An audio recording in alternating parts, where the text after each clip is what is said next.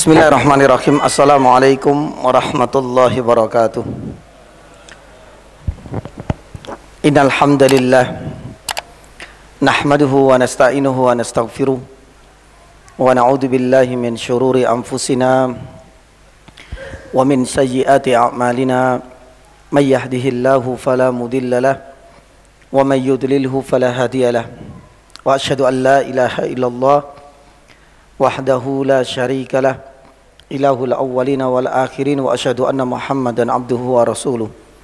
Allahumma salli wa sallim wa barik ala Muhammad wa ala alihi wa ashabihi wa man ihtadaw bihudahu ila yaumiddin, amma ba'd. Allahumma inna nas'aluka khaira ma fi hadhihi al-lailah wa khaira ma ba'daha wa na'udzu bika min syarri ma fi hadhihi al-lailah wa syarri ma ba'daha.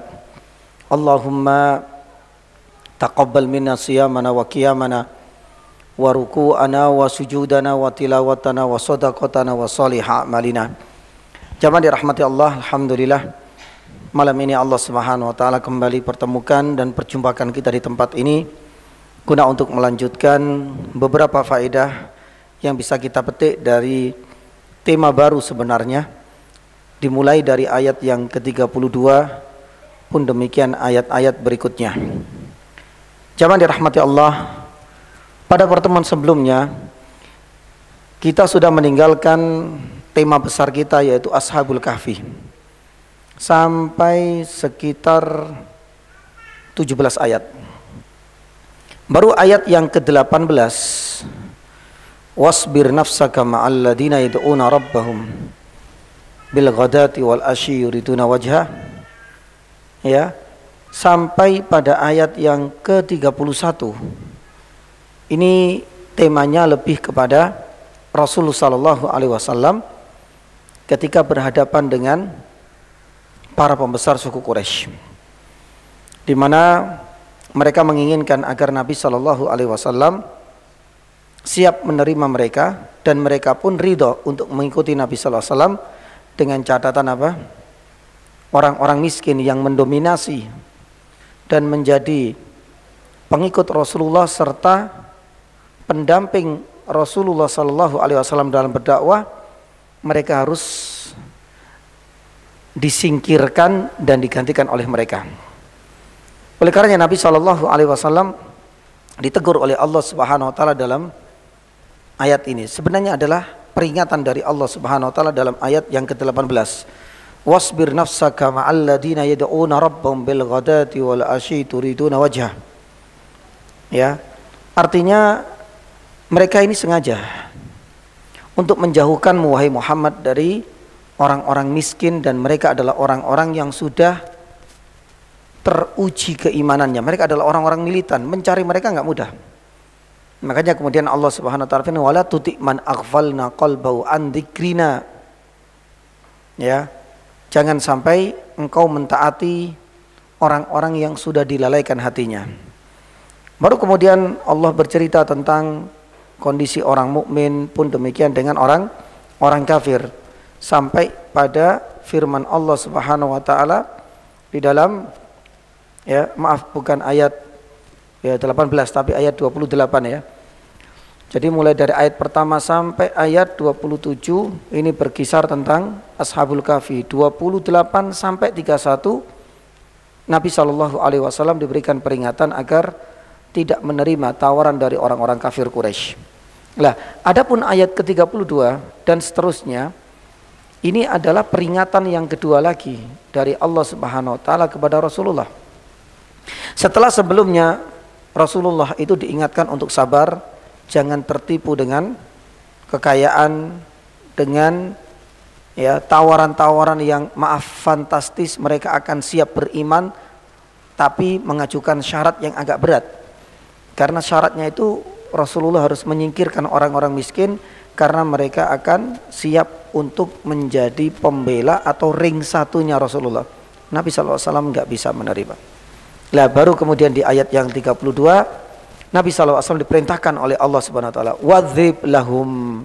Nah ini, ya, seakan Nabi SAW diperintahkan oleh Allah Subhanahu wa taala untuk menyampaikan sebuah perumpamaan.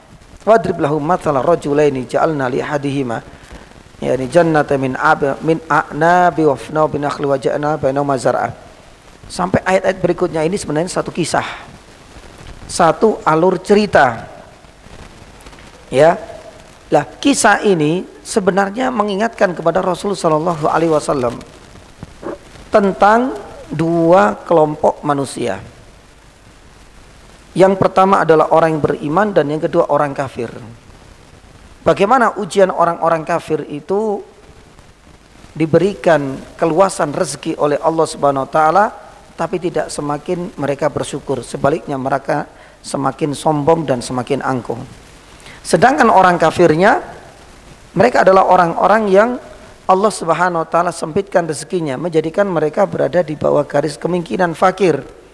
Tapi hal itu tidak sampai menggadaikan akidahnya. Mereka tetap mempertahankan keimanannya. Lah, dari beberapa ayat mulai 32, 33, 34, 35 dan seterusnya ini adalah gambaran sebenarnya perumpamaan terkait Nabi Shallallahu alaihi wasallam dengan kehidupan kesederhanaannya plus para pengikutnya dengan orang-orang kafir yang digambarkan Allah Subhanahu wa taala berikan semuanya, tahta, jabatan, kehormatan. Karena pembesar orang-orang kafir ini bukan sembarangan, mereka hampir semuanya memiliki dari dunia ini, termasuk adalah kekayaan. Dan itu kemudian Nabi Shallallahu alaihi wasallam diberikan dua permisalahan antara kondisi Nabi dengan sahabat dengan para pembesar suku Quraisy dalam kisah ayat yang 32 dan seterusnya ini. Jamaah dirahmati Allah Subhanahu wa taala, di ayat yang ke-32 insyaallah kita akan mulai, ada sekitar 4 faedah. Baru ayat yang berikutnya nanti ada 1 faedah, mudah-mudahan bisa kita tuntaskan sampai pada nanti ayat tentang orang-orang yang ingkar atau meragukan adanya hari kebangkitan. Akafarta billadzi khalaqa min turabin dan ayat-ayat selanjutnya. Ayat 32. Ada sekitar 4 yang jamaah dirahmati Allah faedah yang akan kita sampaikan. Ayat 32.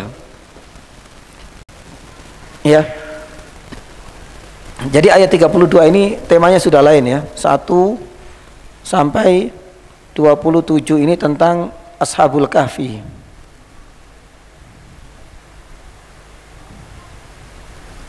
Ya. 28 sampai 31 ini adalah peringatan dari Allah kepada Rasulullah, yakni agar tidak menerima tawaran orang-orang kafir. Orang kafir. Ya, baru kemudian 32 dan seterusnya ini yang sedang kita bahas. Ini juga sebagai bentuk peringatan dari Allah Subhanahu wa taala, tapi dibentukkan oleh Allah dalam bentuk perumpamaan atau permisalahan yang kita kenal dengan al-amsal, perumpamaan. Ayat 32 Allah Subhanahu wa taala memulai dengan perintah wadrib. Ini penting ya. Wadrib ini dhoroba, kalau baru belajar ngapunten bahasa Arab itu biasanya artinya memukul, wadrib. Tapi sebenarnya jamaah dirahmati Allah, wadrib kalau dikaitkan dengan mathal itu artinya ya, sampaikan, buatkan, gambarkan perumpamaan atau permisalan. Nggak ada kaitannya dengan pukul memukul secara fisik. Ya, makanya nanti kita akan sampaikan jamaah dirahmati Allah Subhanahu wa taala, dalam bahasa Arab itu ada istilahnya dzarbul amsal. Sampai-sampai Imam Ibnu Qayyim rahimahullah taala mengarang kitab Al-Amsal fil Quran. Perumpamaan yang ada di dalam Al-Quran dan apa saja tujuannya. Nanti kita akan sebutkan ya ini beberapa. Faedah yang pertama yang ingin kita petik dari ayat ini jamaah dirahmati Allah Subhanahu wa taala. Ya. Ayat ini menunjukkan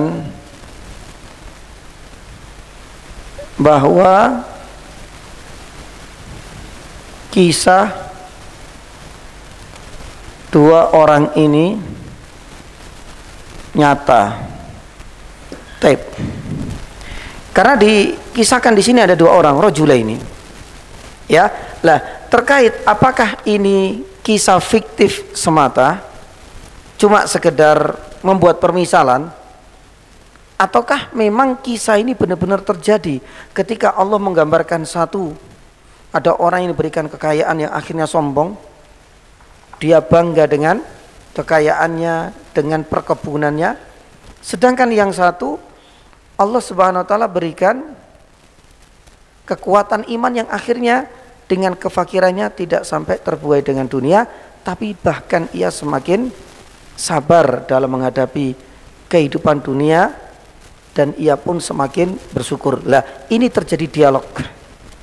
Oleh karenanya jemaah dirahmati Allah, para ulama mengatakan bahwasanya kisah ini sebenarnya adalah kisah nyata yang sudah terjadi pada umat terdahulu.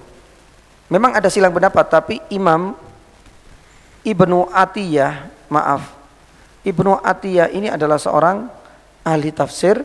Dalam kitab tafsirnya Al-Muharrar Al-Wajiz, saya sebutkan di sini. Beliau menyebutkan memang ada silang pendapat. Kisah ini ada yang mengatakan fiktif. Artinya Allah Subhanahu wa taala membuat permisalan saja. Realnya itu enggak ada. Kenyataannya tidak pernah terjadi antara dua orang, yang satu membanggakan hartanya, yang satu mengingatkan, terjadi dialog. Ini memang ada pendapat di kalangan para ulama tafsir, tapi tidak sedikit di kalangan para ulama termasuk Ibnu Atiyah, kisah ini sebenarnya nyata. Ya, kemudian kisah nyata ini dijadikan sebagai perumpamaan menggambarkan kondisi Rasulullah Sallallahu Alaihi Wasallam, ya, antara Nabi Sallallahu Alaihi Wasallam dengan orang kafir. Karena kisahnya pas banget. Nabi SAW dengan para sahabat yang kehidupannya serba apa? Yani sederhana, tapi tetap syukur, dengan orang-orang kafir yang semakin sombong dengan yani hartanya. Itu pas dengan cerita nyata yang sudah dahulu terjadi sebelumnya. Ya, oleh karenanya jemaah dirahmati Allah Subhanahu wa taala, ya, ini adalah pelajaran yang pertama yang bisa kita petik, yang memang tidak luput dari silang pendapat. Ada yang mengatakan ini cuma perumpamaan yang semata, ada yang mengatakan ini kisah fiktif, tapi Ibnu Atiyah mengatakan ini kisah nyata. Yang kedua, ya, apa tujuan perumpamaan dalam Al-Quran, terutama ayat ini? Lah, ini pengen kita bahas sedikit ya nih jamaah. Ya, Allah Subhanahu wa taala di sini menggunakan dzarbul amsal. Lah, dalam bahasa Arab namanya dzarbul amsal. Perumpamaan-perumpamaan yang ada di dalam Al-Quran. Makanya Imam Ibnu Qayyim itu sampai punya kitab apa? Al-Amsal fil Quran. Ternyata perumpamaan yang ada di dalam Al-Quran itu memiliki makna dan tujuan yang berbeda-beda. Bahkan ya, adanya perumpamaan dalam Al-Quran ini menunjukkan nilai sastra Arab yang tinggi. Ya, oleh karenanya jemaah dirahmati Allah Subhanahu wa taala, terkadang kita jumpai ya di dalam Al-Quran Allah Subhanahu wa taala menggambarkan dengan berbagai bentuk. Misalkan bagi orang yang bersedekah, matsalul ladina yunfikuna amwalahum fi sabilillah kamatsali habbatin ambatat sab'a sanabila. Apa tujuannya? Ada tujuan masing-masing dari setiap ayat ini. Ya, Allah Subhanahu wa taala mempermisalkan matsalul ladina humilut taurata kamatsalil, yani himar, orang yang cuma membawa kitab suci tapi tanpa memahami, enggak mau mengamalkan, hanya membawa ke sana kemari. Kamatsalil, Allah mempermisalkan kamatsalil himar. Ya, seperti apa? Ya, himar yahmil asfara, karena dia cuma sebagai tukang angkut saja. Dia enggak paham apa yang dibawa. Ya, sebagaimana Nabi Allah sebenarnya firman, inna angkarul aswati la sautul hamir. Ya, suara yang tidak bagus, artinya dalam bentuk celaan, dalam bentuk penghinaan, itu sepertilah sautul hamir, seperti suaranya apa? Yani keledai. Nah, permisalan di dalam Al-Quran sangat banyak. Makanya dikumpulkan oleh Imam Ibnu Qayyim di dalam kitabnya Al-Amthal, yani fil Quran, ya, Ibnu Qayyim. Dan salah satunya adalah tentang ayat yang sedang kita bahas, wadrib lahum. Tujuannya apa? Nanti kita akan yani sampaikan. Jamaah dirahmati Allah Subhanahu wa taala. Intisarinya, perumpamaan itu mengandung sisi nilai sastranya. Jangankan dalam bahasa Arab, dalam bahasa Indonesia kan ada kan? Ada perumpamaan, ada kadang-kadang arti kiasan, ada puisi, ada pantun. Ini semuanya mengandung nilai sastra yang tinggi. Perumpamaan itu dalam bahasa Jawa, maaf ya, dulu waktu kita masih SD itu ada pelajaran bahasa daerah, saya masih ingat. Itu juga dalam bahasa daerah masing-masing sampai dalam bahasa Jawa itu juga ada apa? Yani perumpamaan. Al-Quran yani pun demikian. Nah, apalagi Al-Quran ini adalah kalamullah, firmannya apa? Allah. Nilai sastranya lebih tinggi yang tidak mungkin dijangkau, ya, nilai sastranya oleh para pujangga Arab yani saat itu. Ya, oleh karenanya Imam Ibnu Qayyim rahimahullah taala menjelaskan ada beberapa tujuan ini di sini. Ya, adanya perumpamaan yang banyak kita jumpai di dalam Al-Qur'an. Salah satunya jamaah dirahmati Allah, ya, tujuannya yang pertama agar maknanya, ya, atau pesannya lebih mudah dicerna dan yani terasa indah. Ini adalah tujuan pertama. Makanya kalau kita lihat di dalam surat Al-Baqarah ayat 261, di sini Allah Subhanahu wa taala sedang membicarakan tentang keutamaan sedekah. Kalau seandainya kita menyampaikan apa Ustadz keutamaan sedekah? Keutamaan sedekah itu akan dapat pahala yang banyak. Mungkin kalau kita menyampaikan dalam konteks seperti itu, ya terasa datar-datar saja. Tapi kalau kita lihat di dalam surat Al-Baqarah 261, Allah Subhanahu wa taala ya menggambarkan keutamaan sedekah itu luar biasa. Coba kita lihat, masalul ladina yunfikuna amwalahum fi sabilillah kamathali habbatin. Diibaratkan oleh Allah Subhanahu wa taala seperti apa habba itu? Yani satu benih, habbatin ambatat sab'a sanabila. Di mana satu habba itu bisa, satu benih itu bisa kemudian memunculkan dan bisa mengeluarkan ya 7 sanabil. Ya 7 tangkai. Dan setiap yani tangkainya sab'ana fi kulli sumbulatin mi'atu habbah. Ya, dan dari setiap tangkai itu ada 100 apa?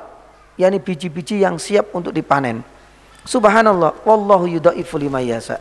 Lah, orang-orang itu kadang-kadang ya seringkali kalau seandainya menggambarkan dengan perumpamaan seperti itu terasa enak, indah ya didengar, dan pesan-pesan serta maknanya itu lebih mudah dicerna.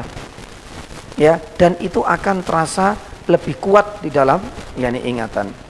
Maka oleh karena jamilah rahmati Allah, ini adalah salah satu di antara tujuan adanya perumpamaan yang ada di dalam Al-Quran yani Karim. Ya sama juga dengan kondisi yani kita. Ya, tatkala dalam bahasa-bahasa perumpamaan ya, misalnya melaut atau melangit yani kemarahanku, atau melaut ya kedermawananku, itu adalah sebuah perumpamaan. Laut itu apa artinya? Luas ya. Kalau seandainya aku adalah orang yang dermawan, biasa datar-datar saja ya. Melangit misalnya kemarahanku, itu beda, dia sedang marah banget, biasa, memang setiap hari juga marah misalnya. Tapi dengan bahasa-bahasa perumpamaan yang lain itu akan terasa berbeda. Ada kesan dan pesan yang insya Allah itu akan terekam yang kuat. Sama juga ketika orang itu menggunakan keutamaan sedekah, padahal sama-sama intinya sama, sedekah itu pahalanya apa? Banyak. Tapi dengan bahasa yang lain, hal inilah yang akan menjadikan orang itu akan merasa termotivasi, dan motivasi itu nanti akan menjadi tujuan yang lain. Yang kedua, jamaah dirahmati Allah Subhanahu wa taala, ini sebagai bentuk peringatan. Ya, sebagai bentuk peringatan. Nah, salah satunya inilah di dalam surat Al-Kahfi ayat 32. Sama juga di dalam surat Al-A'raf ayat 176. Surat Al-Kahfi ini sebagai bentuk peringatan. Ya, apa saja peringatan yang bisa kita petik dari ayat 32 dan seterusnya ya, karena ini baru penggalan. 32, 33, 34, 35 dan seterusnya. Ini sebagai peringatan. Peringatannya apa? Agar kita itu tidak angkuh sombong layaknya orang kafir yang diberikan rezeki oleh Allah Subhanahu wa taala. Kekayaannya tidak semakin menjadikan ia bersyukur. Kekayaan dan Masya Allah kebun-kebun yang rindang tidak menjadikan mereka semakin beriman kepada Allah Subhanahu wa taala. Dan itu sebagai bentuk peringatan. Sama juga dalam surat Al-A'raf ayat 176. Ya. Ini diibaratkan adalah maaf seperti anjing. Famathaluhu kamathalil kalbi in tahmil alayhi yalhath aw tatruku yalhath. Ya, ini adalah gambaran bagi orang-orang yang enggan untuk beriman, enggan untuk mencari ilmu. Ya, enggak ada kesadaran. Ya, seperti apa? Ibaratnya itu adalah maaf seekor anjing. Allah Subhanahu wa taala menggambarkan dalam surat Al-A'raf. Ini peringatan. Seakan-akan jangan sekali-kali engkau seperti anjing ini. Kalau seandainya engkau lewat, anjing itu juga menjulurkan, dikasih makan juga menjulurkan. Artinya menunjukkan apa? Kebodohan. Maka ini peringatan agar kita tidak menjadi orang yang bodoh, agar kita itu benar-benar ada upaya dan usaha untuk selalu menghilangkan kebodohan dengan menimba ilmu. Ya, lah ini adalah salah satu di antara tujuan. Yang ketiga, jamaah dirahmati Allah Subhanahu wa taala, terkadang Allah menggunakan perumpamaan di dalam Al-Qur'an tujuannya untuk apa? Untuk memotivasi. Ya. Oleh karenanya Allah Subhanahu wa taala berfirman dalam surat At-Tahrim misalnya, ayat yang ke-11.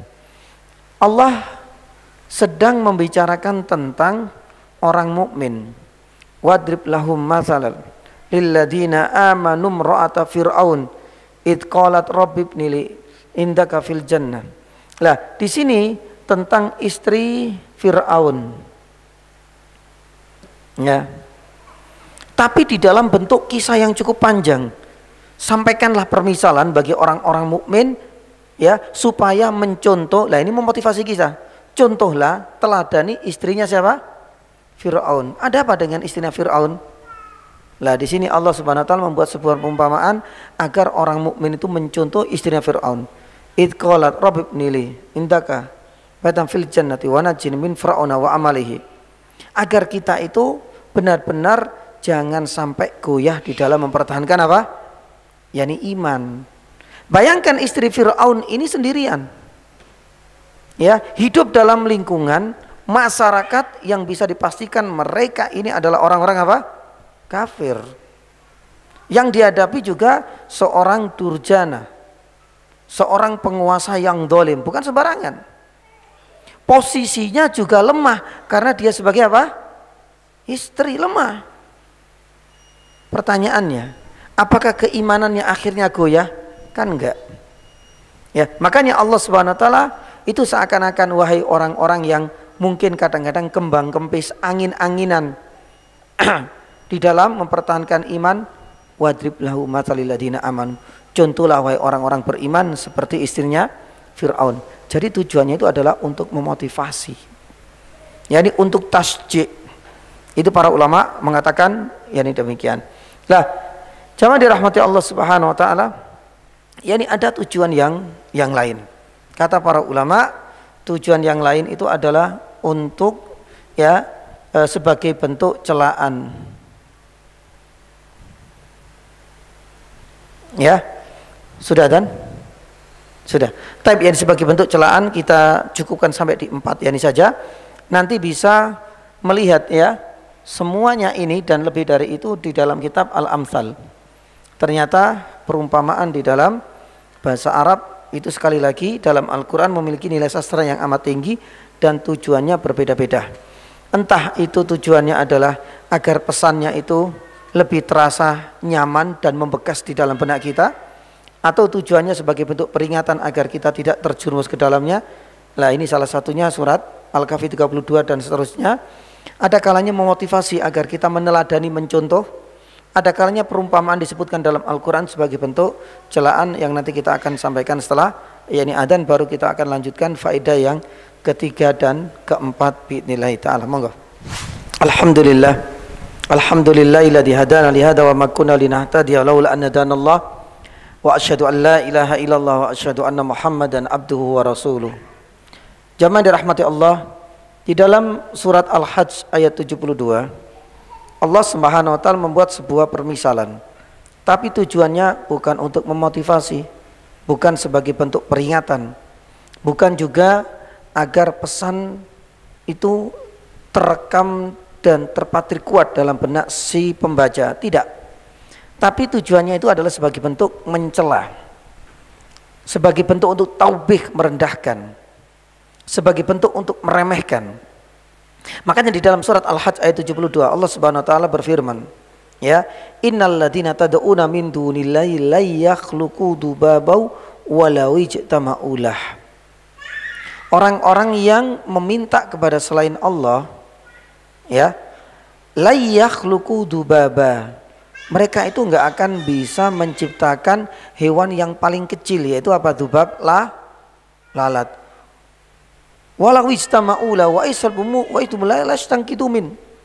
Sekalipun mereka berkoloni, berkumpul, bersatu, semua pakar, mulai dari ahli IT, yakni ahli perancangan, desain, membuat lalat, ya, kata Allah Subhanahu, tantangan ini la yakhluqu, mereka enggak akan mungkin yakni bisa. Lah, jamaah dirahmati Allah, apa kaitannya ini? Ini adalah tujuannya untuk mencela orang-orang kafir yang tetap menyembah kepada selain Allah. Dalam bahasa kita, ya, syarat menjadi Tuhan pernah kita sampaikan, ya, itu sebenarnya mudah kalau kita kaitkan sebagai Tuhan atau rububiyah. Yang pertama sebagai pencipta, yang kedua sebagai pemilik atau penguasa, dan yang ketiga sebagai pengatur. Makanya kalau kita mempelajari ilmu akidah, terutama tauhid rububiyah, itu akan kita dapati 3 sisi. Sebenarnya syarat-syarat ini terpenuhi enggak pada Tuhan-Tuhan, pada berhala-berhala yang disembah. Makanya ini adalah sebagai bentuk celaan dari Allah. Terserah ente minta doa, kalian juga beribadah min dunillah selain Allah, enggak ada masalah. Tapi pertanyaannya, ente enggak malu minta doa kepada selain Allah, padahal selain Allah Tuhan-Tuhanmu ini untuk menciptakan apa? Lalat saja enggak bisa, enggak mampu. Nah, jadi bahasanya itu indah, ya. Jadi seakan-akan bahasa kita mungkin enggak tahu satir atau sarkasme dalam bahasa kita, yang itu juga memiliki nilai sastra yang tinggi dalam bahasa Indonesia. Ini pun yang sama. Jadi enggak secara langsung menyindirnya. Kalau seandainya kita nyindir, ya wis enggak usah, ya disembah, wong dia itu enggak bisa. Tapi pakai yakni bahasa yang lain. Innalladzina, Tuhan-Tuhan yang engkau mintai selain Allah ini gak akan mampu bisa menciptakan lalat, padahal itu hewan kecil, sekalipun kalian itu bersekutu. Lah, kalau seandainya gak bisa menciptakan, ngapain ente minta kepadanya, berharap kepadanya, memujinya, engkau persembahkan yakni kepadanya? Padahal dia juga gak bisa apa-apa. Lawang menciptakan saja gak bisa. Oleh karenanya jamaah rahmati Allah, makanya syarat menjadi Tuhan, ya, istilahnya para ulama itu kalau kita pelajari dalam tauhid rububiyah ada 3. Dia bisa menciptakan enggak? Lah ini tantangan Allah di dalam surat Al-Hajj ayat 72. Dia bisa enggak menciptakan? Ya, kalau seandainya menciptakan, oh bisa. Sebagaimana dulu kalau enggak salah kita persampaikan di sini. Sekarang banyak Ustaz. Banyak orang-orang ahli dan ilmuwan saintis sudah menciptakan sebuah inovasi penelitian yang berkepanjangan yang akhir membuahkan hasil. Ya, salah satunya mengklaim ya bisa menciptakan matahari. Ya, sudah bisa menciptakan manusia dengan cara cloning lah, dengan cara misalnya bayi tabung lah. Ya, bisa menciptakan istilahnya apa? Menciptakan tandingan-tandingan makhluk Allah yang saat ini ada di alam semesta. Itu mereka mengklaim bisa menciptakan, nggak ada masalah. Tapi masalahnya muncul yani nanti, apakah ciptaan yang kalian ciptakan ini benar-benar sempurna? Dan ini kalau nggak salah kita sampaikan, ini juga dikecam. Ya, orang-orang yang mengkloning atau yang istilah itu bayi tabung, ini juga sedang menghadapi tuntutan. Kenapa?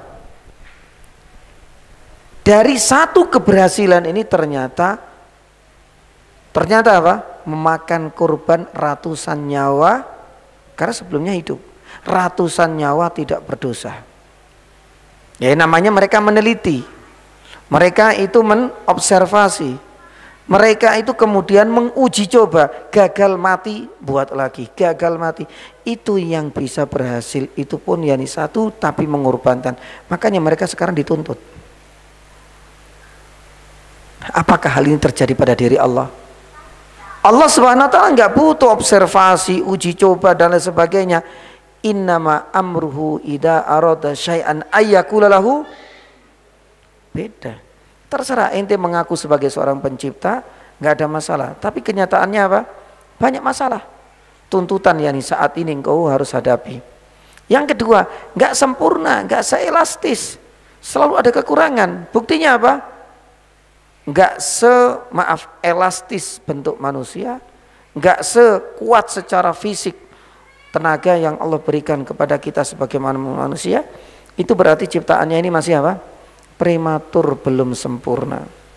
Pun demikian, apakah Anda pemilik tunggal dari penelitian ini? Kenyataannya enggak.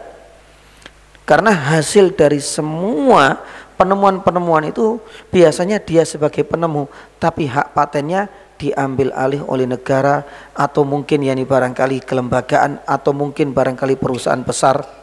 Dia cuma nebeng sebagai penemu, itu saja saat ini. Bahkan saat ini sudah nggak ada penemu, beda dengan dulu. Penemu listrik, penemu ini masih bisa kita hafalkan sekarang. Ya, hampir semua diambil alih hak patennya, padahal peneliti-penelitinya itu kadang-kadang no name, nggak diketahui siapa namanya. Padahal mereka yang sudah mencurahkan yani segala, ya ratusan yani keringat yani mereka sudah berupaya, tapi ternyata nggak dihargai karena sejatinya mereka hanya karyawan dan pegawai dari sebuah perusahaan yang melakukan riset. Yang berikutnya pengatur. Apakah Anda bisa mengatur dari hasil produk ciptaan Anda? Kenyataannya enggak. Ya, kenapa demikian ya? Jamaah dirahmati Allah. Mereka nggak bisa mengatur.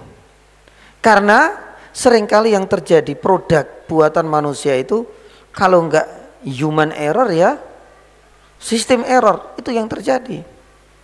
Ya, makanya adanya klaim ya matahari tandingan yang saat ini katanya sudah disiapkan, ini juga negara-negara yang lain sudah ketar-ketir.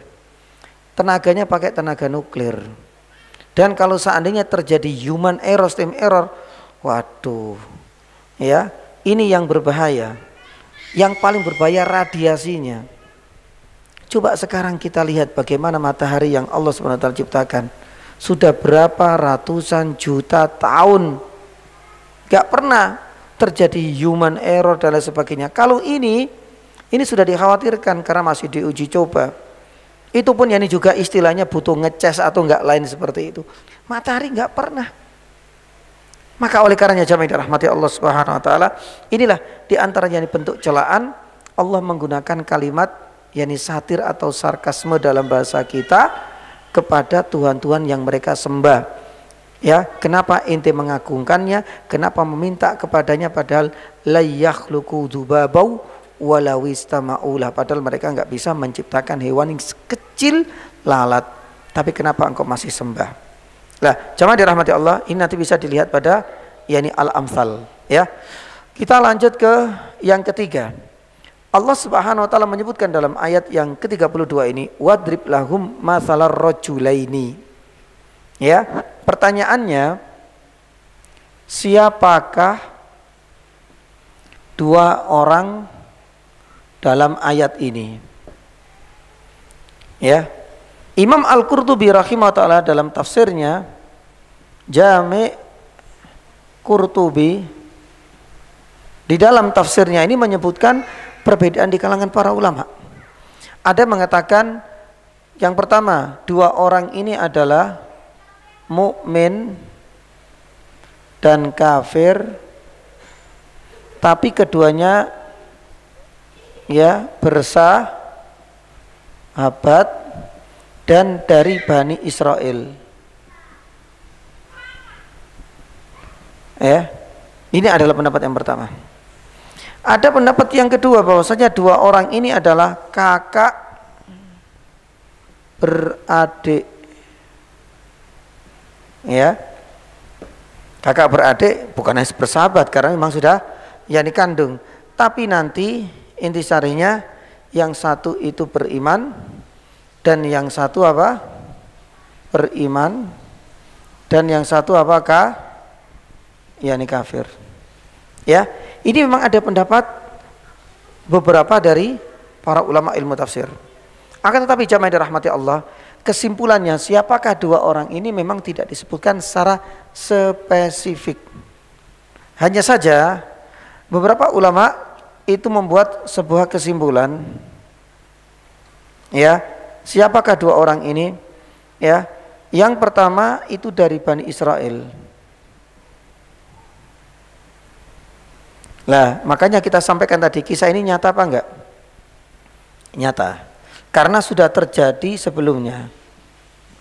Kisah pada zaman dahulu inilah yang kemudian diadopsi oleh Allah Subhanahu wa taala, kemudian disampaikan kepada Rasulullah untuk menggambarkan kondisi yang persis sama dengan yang dialami antara Nabi sallallahu alaihi wasallam dengan sahabat dan para orang-orang kafir, yakni kafir Quraisy. Ya. Kemudian kesimpulan yang kedua, ini antara orang mukmin ya versus orang yakni kafir. Yang keduanya diberikan rezeki oleh Allah, tapi yang kafir semakin angkuh, yang mukmin semakin kuat di dalam mempertahankan yakni imannya. Ya. Lah, jamaah dirahmati Allah Subhanahu wa taala, inilah di antara kesimpulan yang disebutkan oleh para ulama, sekalipun maaf pembahasan ini siapakah dua orang ini masih juga diperdebatkan di kalangan mereka. Ada mengatakan itu kakak beradik, ya. Ada yang tidak menyebutkan hal itu, tapi wallahu taala alam bisawab, banyak mengatakan kisah ini benar-benar nyata terjadi dari Bani Israel yang akhirnya kemudian diceritakan ulang kembali oleh Allah agar mengingatkan kondisi Nabi sallallahu alaihi wasallam saat itu. Ya sama. Dalam ayat kan kadang-kadang Allah menyebutkan kan, wadhkur fil kitabi Ismail. Ingatlah, ya, teladani wahai Muhammad kisah Nabi Ismail. Nabi Ismail nyata apa enggak? Nyata. Wadkur akha Adin, ya, wadkur fil kitabi Ibrahim. Semua kisah ini nyata. Sama juga dengan wadrib lahum mathalar rajulaini. Ya, beberapa ulama mengatakan kisah ini nyata terjadi zaman dulu. Ada dua orang yang satu mukmin, yang satu kafir. Tapi kemudian terjadi dialog saling membangga-banggakan. Lah, apa saja yang bisa kita petik dari kisah ini nanti insya Allah setelah kita menyelesaikan satu persatu. Intisarinya dua kelompok yang berbeda antara mukmin dan kafir ini persis yakni sama dengan gambaran saat Rasul sallallahu alaihi wasallam menghadapi siapa? Kaumnya. Ya, makanya disinilah indahnya itu Allah Subhanahu wa taala membuat sebuah perumpamaan. Seakan-akan lah ini ingin kita sampaikan intisarinya. Kenapa Allah sebenarnya memberi perumpamaan kepada Rasulullah supaya Rasulullah SAW itu benar-benar tidak berkecil hati. Ini sebagai bentuk hiburan. Wahai Muhammad, engkau mendapatkan rintangan dakwah ketika engkau ditawari ini dan ini. Gak usah engkau bersedih. Kisahmu ini juga ada sejak zaman dahulu. Sama juga. Kenapa Nabi SAW ya itu diingatkan dengan kisah yang sangat banyak tentang Nabi Musa dan siapa? Fir'aun. Pun demikian karakter orang-orang Yahud. Ini kisah nyata. Semuanya kisah nyata. Tapi kenapa kemudian Nabi SAW ya diingatkan dengan kisah-kisah mereka? Ini sebagai hiburan tersendiri. Wahai Muhammad, tidak hanya kamu tok yang menghadapi rintangan dalam dakwah. Nabi Musa pun sama. Lah, jamaah dirahmati Allah, ini adalah diantara ya kesimpulan yang diungkapkan oleh para ulama terkait identitas dua orang yang ada di dalam kisah ini. Yang penting banyak yang mengatakan itu Bani Israel dan kisah nyata, dan itu antara orang mukmin dan orang yakni kafir. Kemudian berikutnya jamaah dirahmati Allah, yang keempat, Allah Subhanahu wa taala berfirman ya di dalam ayat ini, wadrib lahum mathalar rajulaini ja'alna li ahadihima jannatain. Di sini disebutkan apa? Jannah. Apa tafsir dari jannah di sini? Ya. Tafsir dari jannah. Jannah. Di sini kebetulan di sini jannatain. Berarti kan dua. Jamaah dirahmati Allah Subhanahu wa taala. Terkait penyebutan jannah di sini, ya, ini perlu kita sampaikan. Karena jannah di dalam Al-Qur'an itu memiliki dua makna. Yang pertama itu kebun atau taman di dunia, dan yang kedua itu adalah ya surga di akhirat nantinya. Ya. Karena tidak kita pungkiri jamaah dirahmati Allah, bahkan uniknya di dalam surat Al-Kahfi ini jannah ini ada dua makna sekaligus. Di dalam surat Al-Kahfi ayat 32 yang sedang kita bahas disebutkan jannatain itu tidak surga di akhirat, tapi kebun semacam tanam, yakni taman atau perkebunan di mana? Di dunia. Tapi coba kita lihat masih di surat yang sama, Al-Kahfi ayat 107, kita akan jumpai kalimat jannah juga. Allah Subhanahu wa taala firman, innal ladzina amanu wa amilus sholihati kanat, ini akhir-akhir sebelum ya akhir dari surat ini, sebelum penghujung dari surat Al-Kahfi, kanat lahum jannatul firdausi nuzula. Disebutkan jannah. Pertanyaannya, sama-sama kalimatnya Ustaz, kok bisa beda? Ya, disinilah pentingnya kita mempelajari ilmu tafsir, karena Al-Quran itu bukan perkataan manusia. Al-Quran itu adalah firman Allah yang bisa kita ketahui maknanya, penafsirannya, sumbernya dari Nabi SAW berdasarkan pemahaman para sahabat. Oleh karenanya jamaah dirahmati Allah Subhanahu wa taala, ini sangat penting sekali, satu kalimat yang sama tapi memiliki makna yang berbeda, dan ini berkali-kali kita sampaikan. Ya, satu contoh yang sering kali kita sampaikan itu adalah Alkitab. Alkitab di dalam Al-Quran di ayat-ayat pertama, tepatnya ayat kedua surat Al-Baqarah. Dzalikal kitabu. Apa artinya Alkitab di situ? Al-Quran. Tapi coba kita agak jauh sedikit, nanti kita akan temukan. Kalau nggak salah, walaqad ataina Musal kitabah. Kami memberikan Alkitab kepada Nabi Musa. Pertanyaannya, apakah Alkitab yang diberikan kepada Nabi Musa itu adalah Al-Quran sebagaimana kita fahami dzalikal kitabula di ayat yang kedua surat Al-Baqarah? Tidak. Padahal lafadznya sama. Tapi ternyata makna dan penafsirannya apa? Berbeda. Di ayat tentang tolak, kita akan jumpai Alkitab. Hatta yablughul kitabu ajalah. Apakah ini Taurat atau Al-Quran? Gak ada kaitannya dengan dua makna itu. Ini ada makna yang ketiga lain. Nah, intisarinya jamaah yang dirahmati Allah, kita bisa memahami penafsiran dan makna yang tersirat ini bukan dikarenakan kita beristihad sendiri, karena ini adalah kalamullah. Ya, bisa kita temukan melalui tafsir dengan mempelajari hadis Nabi Shallallahu Alaihi Wasallam. Nah, di sini jamaah dirahmati Allah, pentingnya kita memahami tafsir itu. Saya teringat dengan, nanti bisa dicek ya, karena saya pernah jadikan ini sebagai judul jurnal di SCDI bersama Dr. Syafiq Basalama dan Dr. Sufyan Baswedan. Kita bertiga menulis sebuah ya jurnal ilmiah terkait, kalau nggak salah saya pernah sampaikan, kesesatan ajaran Minardi Mursyid ya. Nah, itu salah satunya itu adalah tentang apa? Jannah ini.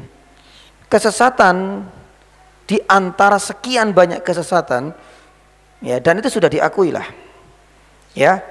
Itu adalah ketidakmampuan dia untuk memahami bahasa Arab, karena dia nggak paham bahasa Arab.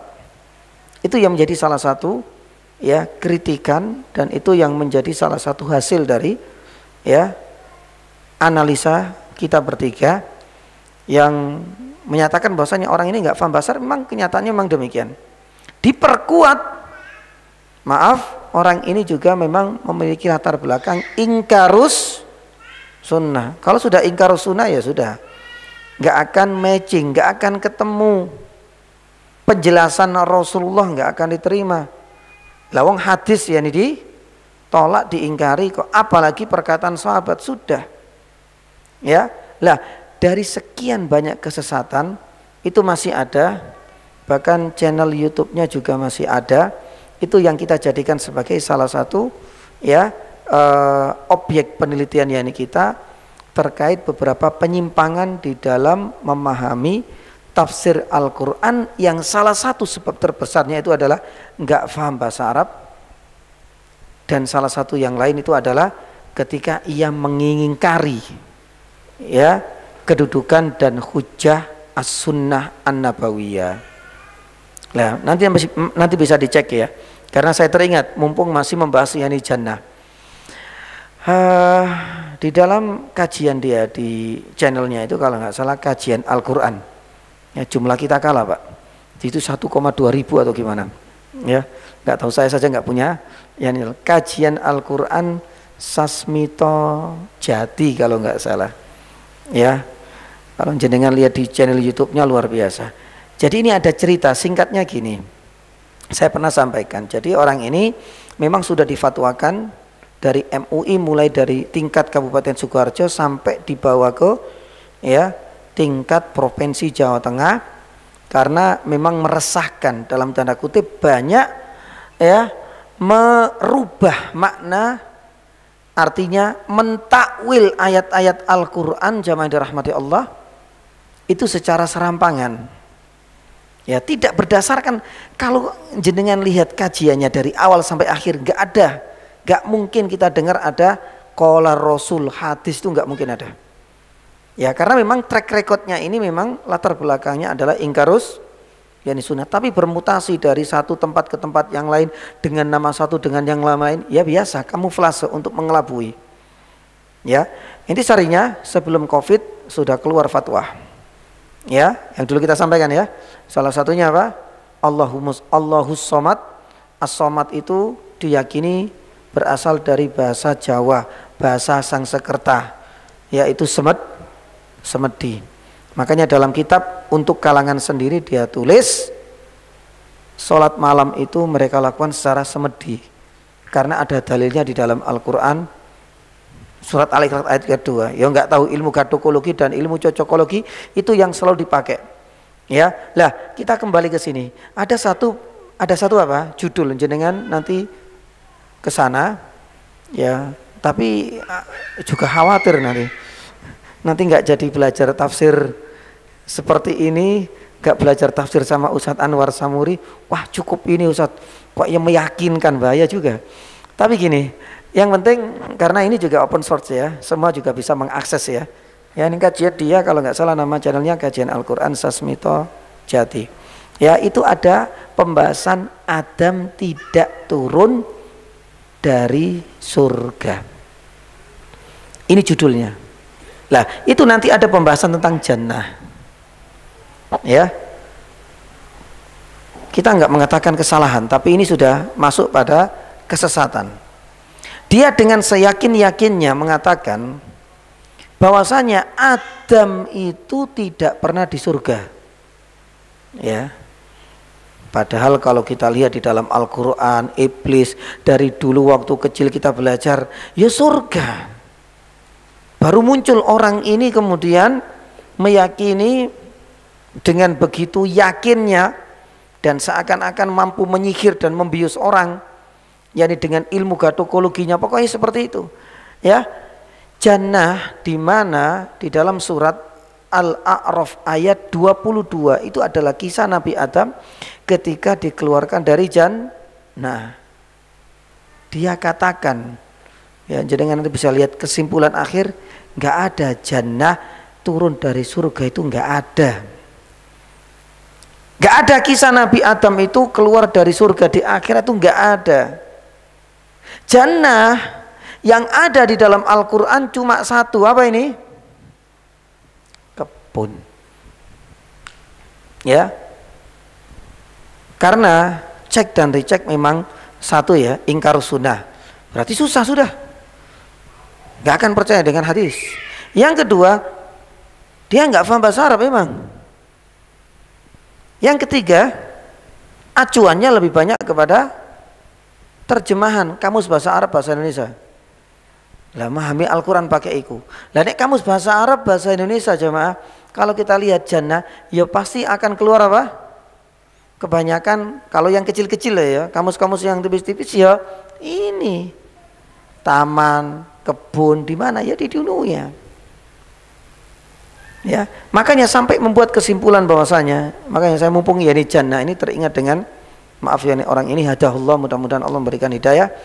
Ya, ini seharusnya dia mengatakan ya bahwasanya nggak ada cerita Nabi Adam keluar dari jannah, itu nggak ada. Jadi Nabi Adam itu keluar dari taman atau kebun di dunia. Nggak ada ceritanya kemudian, oh jenengan kalau mendengarkan itu kalah Pak, orang jualan jamu atau jualan obat di pasar kayak zaman dulu itu Pak. Ya ini gaya public speakingnya memang luar biasa. Ya kalau menurut ustadz-ustadz itu gaya kemaki dan kementusnya itu sudah di luar nalar pokoknya. Ya meyakinkan orang itu, makanya kalau jualan jamu kayaknya ini banyak customernya mungkin ya. Lah ini subhanallah meyakinkan banget, benar-benar mengingkari bahwasanya surga itu enggak ada. Yang kedua bahwasanya Adam enggak pernah turun dari surga di akhirat, tapi itu dari kebun di dunia. Banyak sekali pokoknya. Ya, tapi kita harus ekstra hati-hati tetap ya, karena memang selama tidak di take down dari mungkin bisa dengan dua cara, dari kita buat laporan atau mungkin barangkali dari pemerintah itu bisa, tapi selama itu belum dianggap meresahkan, yaitu untuk memperkaya wawasan, ya di satu sisi bagi kita orang-orang awam melihat kajian-kajian seperti ini apalagi dengan gaya bahasa yang cukup meyakinkan, ya tidak sedikit yang terkena syubhatnya. Ini sarinya jamaah rahmati Allah Subhanahu wa taala. Ya, mumpung saya membahas jannah ini, jannah di dalam Al-Qur'an memiliki dua makna. Ya, terkadang jannah itu adalah kebun. Lah persis dengan pembahasan hari ini. Bahkan di surat Al-Kahfi nanti pada saatnya 107 disebutkan jannah, tapi memiliki makna yang berbeda, dan ini adalah hal yang wajar. Ya, makanya kalau seandainya kita kembalikan lagi nggak tahu seperti apa dia itu mengartikan Alkitab, badan Alkitab itu tersebar banyak, dan memiliki makna yang berbeda-beda. Dari mana kita tahu? Itulah pentingnya kita mempelajari tafsir berdasarkan pemahaman apa yang kita dapatkan dari sabda Rasulullah sallallahu alaihi wasallam. Ini sangat penting ya, ini sekali jamaah dirahmati Allah. Baik, jamaah dirahmati Allah, ini adalah ayat yang ke-30 yakni 2. Adapun kita tutup dengan ayat yang ke-33 karena ini enggak banyak. Allah Subhanahu wa taala kemudian melanjutkan, kiltal jannataini atat ukulaha wa lam tadlim minhu syai'a wa fajjarna khilalahuma nahara. Allah itu menjelaskan jemaah. Di ayat ini kan Allah menjelaskan baru muqaddimah. Ada 2 orang nih. Ya. 2 orang ini Allah Subhanahu wa taala berikan jannatan. Ya, diberikan 2 kebun. Kebunnya di situ ada kurma, ada juga kebun apa? Nahl, yaitu kurma dan apa? Anggur a'nab. Itu menunjukkan orang kaya. Karena zaman dulu kalau sudah punya kebun kurma atau kebun apa? Itu sudah kaya. Ya mungkin kalau seandainya gambaran untuk orang kita, orang Jawa terutama, itu mungkin gambarannya bukan kebun kurma atau kebun anggur. Mungkin orang yang punya rojo apa? Rojo koyo peternakan. Itu juga menyesuaikan kondisi mereka. Makanya para ulama mengatakan orang ini luar biasa kayanya. Dijelaskan lagi kekayaannya itu di ayat yang ke-33. Kiltal jannataini atat ukulaha. Artinya apa? Ya, panennya itu enggak pernah gagal. Luar biasa. Ya makanya kita akan bahas lebih panjang tentang istidraj insyaallah pada pertemuan selanjutnya. Jadi enggak pernah gagal panen atat ukulaha walam tadlim minhu syai'a. Wa fajjarna khilalahuma nahara. Memang kekayaannya luar biasa karena kekayaan zaman dulu bagi bangsa Arab itu terletak pada kebun-kebunnya. Ya, kebun kurma apalagi punya kebun yakni anggur. Yang kedua, lam tadlim minhu syai'a. Di mana orang ini selalu dapat panen yang melimpah ruah. Lah, oleh karenanya di ayat yang ke-33 ini ada satu faedah yang disebutkan oleh para ulama, lam tadlim minhu syai'a, ya, menunjukkan bahwa hasil panennya enggak pernah mendolimi. Artinya apa? Ya, hasil panennya itu enggak pernah gagal. Ya, apa pesan yang bisa kita tarik di sini? Itu menunjukkan bahwasanya Allah akan yakni tetap membagi dan memberi ya rezeki kepada seluruh yakni hambanya, ya, mukmin maupun apa, ya, maupun yakni kafir, ya. Nah ini yang bisa kita tarik. Para ulama mengatakan bahwasanya ini menunjukkan bukan berarti kemudian ketika ada orang kafir yang tidak beriman kepada Nabi Shallallahu Alaihi Wasallam lantas kemudian Allah Subhanahu Wa Taala memutus, kayaknya rezekinya tak kurangi karena dia durhaka, jatah umurnya tak kurangi. Enggak, Allah Subhanahu Wa Taala ketika memutuskan rezekinya sekian ya sudah tetap diberikan, enggak pernah ada pemotongan. Yang beda dengan kita, kalau seandainya kita kerja telat ada pemotongan gaji gitu ya Pak ya, ya tergantung beberapa menit yakni kita telatnya, atau mungkin yang barangkali cutinya habis kemudian ngambil yakni selain cuti itu dianggap gaib, berarti nanti ada pengurangan. Ya, atau mungkin yakni barangkali ada penurunan, mungkin barangkali yakni jabatan, yakni atau golongan mungkin karena ada tindakan-tindakan indisipliner misalnya. Itu di dunia. Ya. Lah, adapun kaidah tentang rezeki yang Allah berikan kepada seluruh hambanya, Allah berikan semuanya. Enggak ada kemudian pemotongan, ya. Kemudian adanya misalnya pengurangan, itu enggak ada sama sekali. Oleh karenanya jamaah dirahmati Allah, pernah kita sampaikan kalau nggak salah masalah hal ini yang nanti kita akan bahas lebih tentang istidraj. Ya, terkait rezeki atau nikmat yang Allah Subhanahu wa taala berikan kepada hamba ini ada 2. Ada nikmat yang sifatnya umum dan ada yang kedua sifatnya apa? yakni khusus. Taib. Umum ini kepada seluruh makhluknya. Makanya Allah Subhanahu wa taala berfirman di dalam surat Hud, surat Hud ayat yang ke-6. Wa ma min dabbatin fil ardi illa 'alallahi rizquha. Tidak ada makhluk ciptaan Allah di atas muka bumi ini. Manusia, jin, hewan, tumbuh-tumbuhan, apapun. Illa 'alallahi rizquha, kecuali semua sudah dijatah apanya? Rizkinya. Ya. Lah, sifatnya umum ini jamaah dirahmati Allah berarti berlaku untuk siapapun. Kalau seandainya jenis makhluknya ya hewan, tumbuhan, manusia, jin. Kalau dikaitkan dengan beriman dan tidak, ini juga untuk mukmin dapat dan untuk kafir pun mereka juga akan meraihnya pula. Ya, ini sifatnya umum. Lah, keumuman ini jamaah dirahmati Allah lebih kepada rezeki badan atau rezeki yang sifatnya fisik, kesenangan untuk kepuasan badan, jasad dan fisik kita. Itu semuanya enggak akan dikurangi, enggak ada pemotongan. Semuanya dapat jatah, dan jatah rezeki ini enggak akan berubah sebagaimana pertama kali Allah tetapkan di mana? Lauhil Mahfud 50.000 tahun sebelum alam semesta, langit dan bumi diciptakan. Seandainya nanti mereka durhaka, jatahnya sekian ya sudah sekian, enggak ada pemotongan.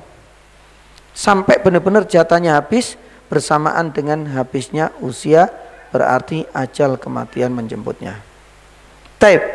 Jamaah dirahmati Allah, adapun yang khusus ya, ini ada di dalam surat At-Tolak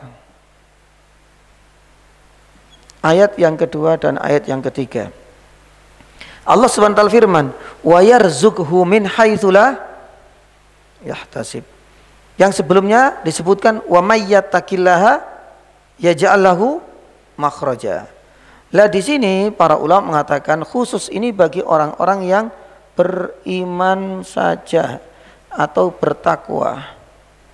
Karena Allah Subhanahu wa taala di ayat yang kedua, barang siapa wa may yattaqillah, bertakwa, beriman, yaj'al lahu ya makhraja. Ia akan diberikan apa? Jalan keluar. Tidak hanya dikasih solusi. Begitu sayangnya Allah, langsung dikasih rezeki tanpa disangka-sangka dari mana ia datang. Ya. Nah, ini adalah bagian dari apa? Bagian dari rezeki atau nikmat yang sifatnya khusus. Taib, hanya diberikan oleh orang-orang beriman dan orang-orang yang bertakwa. Nah, jamaah dirahmati Allah, nama rezeki ini disebut dengan yakni rizki, yakni qalbi imani. Ya, rezeki yang sifatnya itu dengan hati, qalbi atau imani, karena berkaitan dengan iman, dan ini paling banyak. Maka seringkali kita sampaikan jamaah, tatkala kita ini maaf ya, untuk kebutuhan rezeki badan, fisik, pekerjaan, karena pekerjaan, keuntungan itu kan untuk apa? Untuk fisik kita, untuk cari makan, untuk bisa minum, untuk bisa beli pakaian, menutup aurat kita. Taib, terkadang kita mendapatkan ya secara pas-pasan. Tapi ingatlah jamaah dirahmati Allah, nikmat itu yang Allah berikan tidak hanya terbatas jenis pertama. Supaya kita semakin bersyukur dengan rezeki yang Allah berikan kepada kita, monggo kita renungkan berapa banyak rezeki yang Allah berikan kepada kita, terutama ketika kita diberikan nikmat jenis yang kedua, rezeki, yaitu rezeki iman. Para ulama mengatakan, ya, kita diberikan rezeki, kemudahan oleh Allah untuk mendatangi kajian. Ini rezeki ya nih jemaah. Ya, nggak semua orang diberikan nikmat yang seperti ini. Memang butuh pengorbanan, iya. Memang butuh perjuangan, iya. Ya, di saat yani teman-teman kehujanan, wes enak kumpul sama istri sama anak di rumah, ya nih jenengan hujan-hujan karena di sana tadi hujan deras banget sampai ke sini. Ya, jenengan tetap datang. Allah berikan kemudahan sampai di tempat ini. bisa sholat maghrib, sholat yani isya berjamaah. Subhanallah, ini adalah nikmat. Ini juga rezeki. Tapi rezeki yang sifatnya apa? Yani khusus. Kita diberikan yani kemudahan yani juga, ya, untuk menjalankan syariat-syariatnya, bisa puasa sunnah, mumpung kita berada di bulan-bulan yang Allah Subhanahu wa taala sucikan, Ashhurul Hurum. Di saat yang sama banyak saudara-saudara kita, ya, yang meninggalkannya. Kita diberikan kemudahan, alhamdulillah Ustaz, yang bisa tetap baca Al-Qur'an meskipun Ramadan sudah berlalu. Alhamdulillah Ustaz, saya tetap bisa menjaga qiyamul lail meskipun 1 rakaat, meskipun Ramadan sudah mulai menjauh dari kehidupan kita. Kemudahan ini adalah bagian dari rezeki. Makanya rezeki itu jangan selalu dikreditkan maknanya hanya pada kepuasan badan, harta, tahta saja. Tapi rezeki, ya, itu ada jenis yang kedua. Bahkan rezeki inilah jamaah yang dirahmati Allah yang paling apa? Afdol dan paling yani mulia. Hanya diberikan kepada orang-orang yang dicintai oleh Allah. Ya, jadi kalau yang pertama, manakah yang lebih utama kita prioritaskan? Tentu rezeki yang sifatnya khusus ini yang harus kita syukuri, yang harus kita prioritaskan. Yang kedua, ini penting juga, selain yang afdol ini adalah ini menjadi skala prioritas yang harus kita berikan perhatian yang lebih banyak. Yang kedua, jamaah dirahmati Allah, apa kata Nabi sallallahu alaihi wasallam? Ya, rezeki khusus ini kalau seandainya kita prioritaskan, rezeki umum ini juga kanut. Ngerti kanut ya Pak ya? Ya, makanya Nabi sallallahu alaihi wasallam dalam sebuah hadis sahih mengatakan, siapa yang mengharap ridha Allah, ya, fokusnya itu pada memperkuat yani iman, ketakwaan, dunia ini kanut. Tapi kalau orientasinya itu hanya mencari rezeki duniawi, ini belum tentu, nggak akan yani kanut. Maka oleh karenanya jamaah berbahagialah kita, ya, yang masih diberikan kesehatan fisik untuk ibadah. Ya, orang yang ibadah insya Allah, ya tadi sudah janjinya di sini, makanya kita ambil ini saja. Wa may yattaqillaha yaj'al lahu makhraja. Jalan keluar apa? Apapun jalan keluar dunia yang akan dikasih, asalkan apa? Takwa. Dunia manut. Wa yarzuqu min haitsu la yahtasib. Wa may yatawakkal 'ala fa huwa hasbuh. Subhanallah, kita enggak akan yani kekurangan. Maka oleh karena jamaah dirahmati Allah, itulah makna lam tadil minhu yani syai'a. Ya, artinya kalau kita kaitkan dengan rezeki ini orang kafir dapat, tapi kalau ini hanya orang-orang beriman. Orang kafir nggak akan dapat jenis rezeki yang kedua. Ya, lah kenapa Ustadz kok nggak dipotong yani saja, nggak usah dikasih rezeki? Ini akan berhubungan dengan keadilan Allah. Siapa yang menciptakan? Ada orang mukmin menciptakan jasadnya orang mukmin dan orang kafir, siapa? Ya ini Allah. Nah kalau seandainya Allah itu tidak memberikan haknya, nggak ngasih rezeki, nanti yang tertuduh utama siapa? Allah. Berarti Allah itu dolim, sudah nyiptakan kok ya nggak diramut, istilahnya seperti itu. Ya. Tapi dalam memahami rezeki, mereka hanya dapat jatah ini dok kalau orang kafir. Tapi orang mukmin dapat jatah dua-duanya, tapi tetap skala prioritas ini. Karena rezeki umum dengan sendirinya akan kanut atau manut. Mungkin ini saja yang bisa kita sampaikan insyaallah pada pertemuan yang berikutnya ya. Nanti kita akan bahas ayat yang ke-34, 35, 36 dan seterusnya. Ini masih berkisar tentang nanti ada dialog antara orang mukmin dan orang kafir ini. Yang satu membangga-banggakan apa? Kekayaannya. Wa kana samaran wa qala li sahibihi. Lah ini. Ketika ia itu apa? Ya, ia menyampaikan nyudohke, menunjukkan ya, inilah kekayaanku kepada temannya. Ya, sampai mengatakan bahwasanya ana aktsaru minka malan wa a'azzu nafara. Hartaku lebih banyak. Ya, pun demikian militer pengikutku lebih banyak. Ya mungkin bahasa kita dalam dunia dakwah, followerku luwih akeh. Ya, dia membanggakan dengan kekayaannya, dengan pengikutnya, dengan tahtanya, dengan dunianya pokoknya. Ana aktsaru minka, saya lebih banyak. Ya, apakah kemuliaan ukurannya itu terletak pada kekayaan dan dunia, nanti kita akan sebutkan.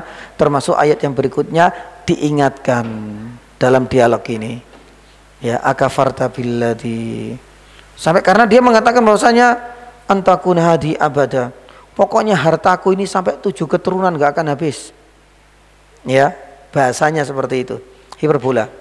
Akhirnya kemudian diingatkan sama temannya yang baik ini, meskipun dia fakir, akafarta billadzi khalaqa min turabin, ya, apakah engkau berbuat yakni kufur. Lah, apa makna kufur dalam ayat ini?